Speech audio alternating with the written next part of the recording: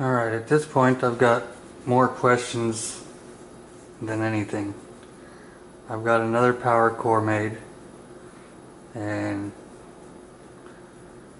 the one to the right is still preliminary. I've got a lot more work to do, but it's functional at this point. Both are hooked up separately, though the first trial I hooked them up together and everything ran real well, but I wanted to try it separate, and that's where the questions started coming from. I did some modifications to that one. I don't want to go into that right now. I'll go into it later with a different video if time allows for it. Both of these multimeters are hooked up to a different core. I'm going to try and get it as close as possible so you can see both at the same time. Alright.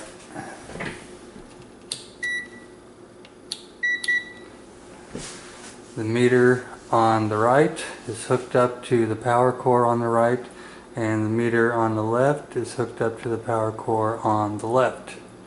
And right now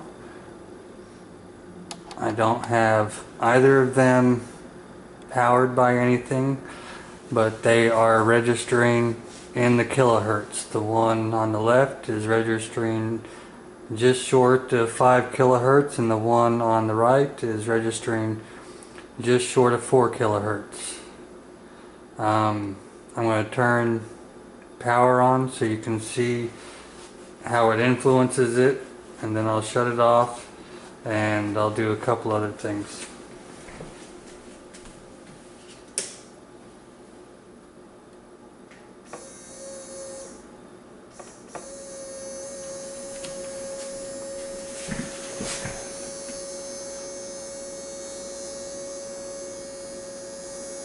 Alright, the one on the left is registering just short of 11 kilohertz, and the one on the right is registering just short of 8 kilohertz, while it's powered up with approximately 6 to 7 volts, and I've got a motor running at this point just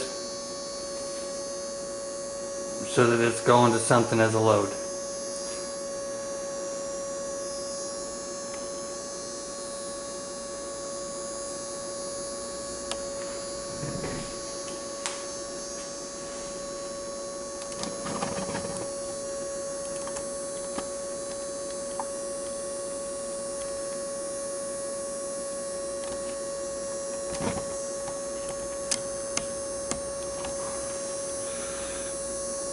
And like I said, both of them are wired up separately. They are not connected in any way.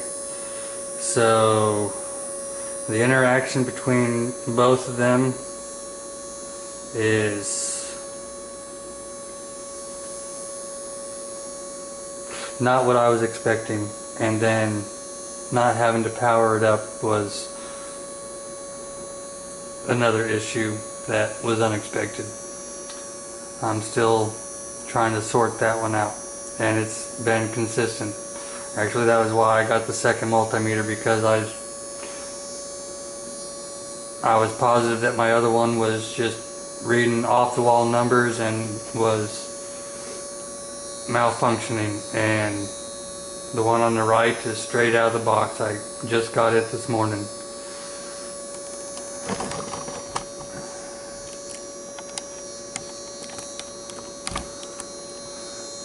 Now, I know you can't see it, but I'm going to go ahead and touch the light that's on the second one, and it's not doing anything. It seems like the core on the left, I made some upgrades to it and put a steel shaft with magnets in it.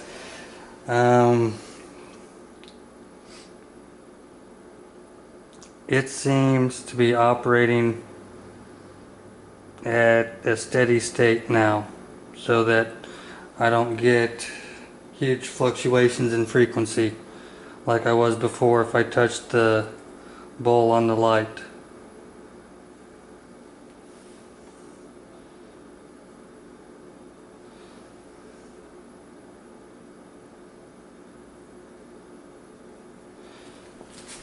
And it doesn't seem to be wanting to do anything right now either.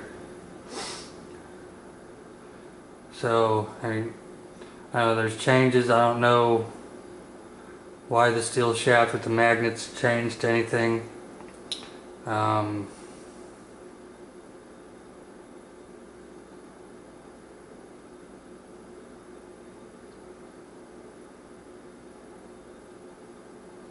Not sure how frequency is able to go through all the components the way it's going without anything powering it. That's probably the biggest concern I have right now.